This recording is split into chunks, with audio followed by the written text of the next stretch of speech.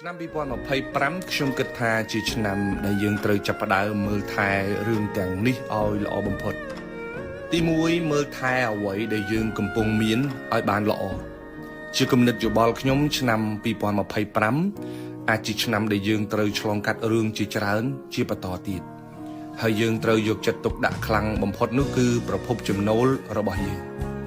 បើសិនជាយើងកំពុងតែធ្វើការងារណាមួយ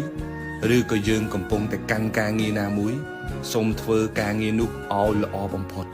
សូមយកចិត្តទុកដាក់ជាមួយនឹងការងារដែលខ្លួនកំពុងតែកាន់កាប់នឹងឲ្យបានហ្មត់ចត់មែនតើជារឿងល្អសូមកុំបោះបង់ចោលការងារដែលបង្កើតប្រាក់ចំណូលឲ្យយើងអីព្រោះស្ថានភាពទៅមុខទៀតយើងមិនគិតថាវាល្អប្រសើររហូតទេយល់ល្អបងប្អូនគួរពង្រឹងសមត្ថភាពជាមួយនឹងការងារដែលយើងមានស្រាប់ហើយផ្ដោតទៅលើការងារដែលយើងមានស្រាប់ដើម្បីឲ្យចំណូលរបស់យើងនឹងថិតថេរយូរអង្វែង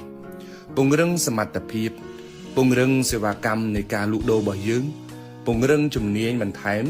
ខ្វះខាតកន្លែងណាយើងស្ដាប់បញ្ហាពីមជ្ឈដ្ឋានជុំវិញហើយយកវាមកបរឹងបន្ថែមខ្ញុំសង្ឃឹមថាគ្រប់គ្នានឹងល្អប្រសើរ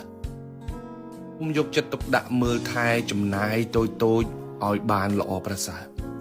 ឆ្នាំ2025នេះខ្ញុំសូមទាំងអស់គ្នាមើលថែចំណូលចំណាយរបស់យើងឲ្យបានល្អិតជាងមុនបន្តិចតែបើសិនជាយើងគិតថាចំណូលរបស់យើងចាយ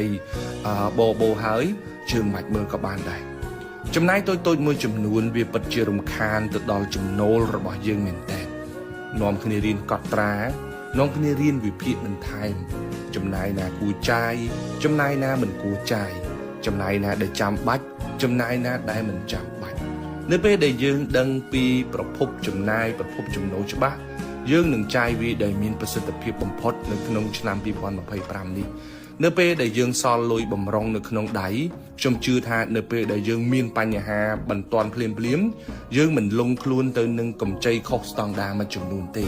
ហើយវាជួយសម្រាលបន្ទុកចំណាយរបស់យើងមួយចំនួនឲ្យយើងមានពេលវេលាសមស្របនៅក្នុងការគិតគូរ